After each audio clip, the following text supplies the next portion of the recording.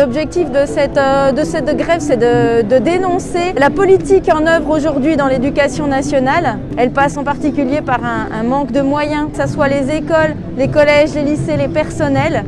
On estime que les choix qui sont faits ne sont pas du tout à la hauteur de l'enjeu éducatif.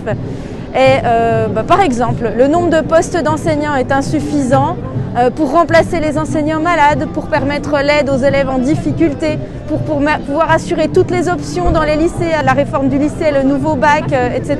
Donc un nombre d'enseignants insuffisant. Le ministre en supprime encore dans le second degré.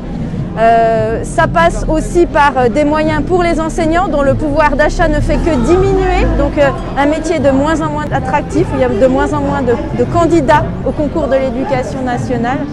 Et puis on veut aussi dénoncer une gestion tout à fait calamiteuse de la crise sanitaire. Voilà.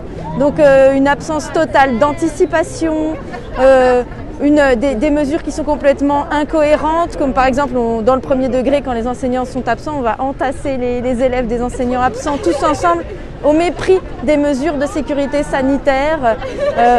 C'est aussi annoncer que les écoles ne fermeront pas et le soir même finalement elles ferment. C'est aussi annoncer que dans les établissements scolaires, les chaînes de contamination sont rompues et le lendemain dire qu'il faut que les élèves n'aillent pas à l'école les 2 derniers jours avant les vacances de Noël pour permettre de limiter les contaminations. C'est tout ça qu'on dénonce.